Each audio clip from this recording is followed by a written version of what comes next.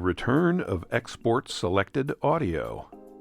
The newest version of Audacity has been released, and we're all about it in this edition of Stuart's Audacity Tips. This day has been long awaited. Audacity is back in the game for those who follow my approach to VO. Share this news far and wide. Audacity 3.6.0 is now available. If you follow SAT, you know that the number means that this is a feature release over 3.5.1, so we should expect to see new features as well as bug fixes. I'm not going to cover all the changes in this edition, but I want to hit a couple of important ones. First, the Export Selected Audio command is back. This is an important part of my workflow, and the reason I've been recommending against Audacity since 3.5.0 came out and it was removed. It's now back, although it's in a very odd place in the menu structure, and you have to turn it on if you want to use the menu. More on that in a minute.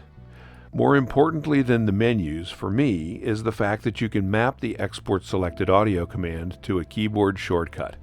I map it to the E key for maximum ease of use. In Preferences, go to Shortcuts on the left pane, then search for Export Selected on the right pane.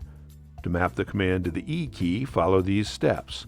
Click on Export Selected Audio, click in the box to the left of the Set button below, type E, click the Set button, click the OK button. With that done, you can just use the E key to invoke the export dialog with current selection turned on.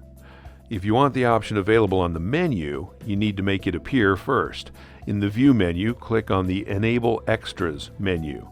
This enables the Extra option on the main menu. To invoke Export Selected Audio, click on Extra, then click on Export with the ellipsis, and finally click on Export Selected Audio. All the more reason to set up the keyboard shortcut, one keystroke instead of 3 mouse clicks. The last thing I'll mention this time is a welcome bug fix. As it says in the changelog for this version, quote, "When recording to a new track, the track is now scrolled back into view again," unquote. In 3.5.x versions, the waveform would run off the right end of the track window without scrolling the track to keep the insertion point in view. This is now fixed, I think much to everyone's release. That's it for this edition, except to remind you that the collection of SAT videos on YouTube continues to grow. Hope this helps. I'm Stuart.